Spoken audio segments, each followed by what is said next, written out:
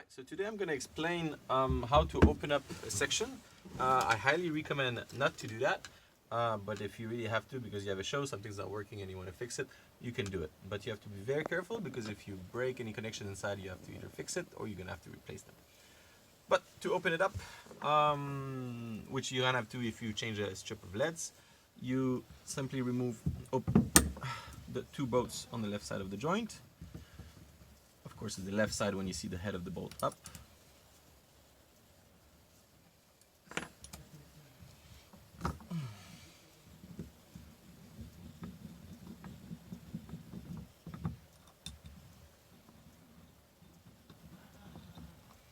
Okay, now, what you have to do, you can come closer, you have to very carefully pull this out, keeping it straight here.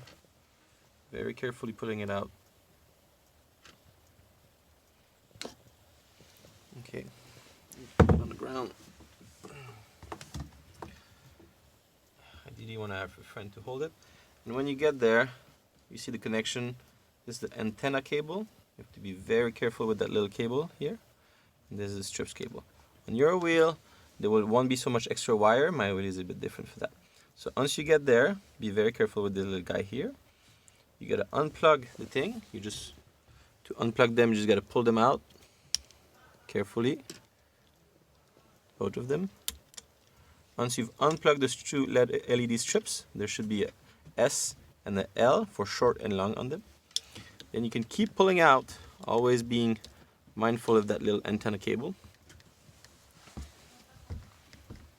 And be careful because it might want to pull, yeah? So if you pull a cable out, you are in trouble. Up, once you're out here, if you'd like, you can pull out that little antenna connection and then you can take this away and work on it. In my case, I won't do it because it's not necessary. This is the battery connector. If you test those two together carefully, you can get the voltage of the battery, or you can go right on the battery. Power button, this is the little USB clip, and this is the two strips. This is all you need to know. Maybe your controller model might be slightly different.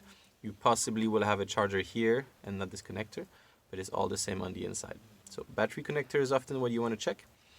And that's it. When it's like this, even with the LEDs unplugged, you can check if it's working by holding the button. You will get a blue light turning on. It means it's turned on. There's no LED, so you won't know. So you just got to hold it for at least 10 seconds, so then it's going to be turned off.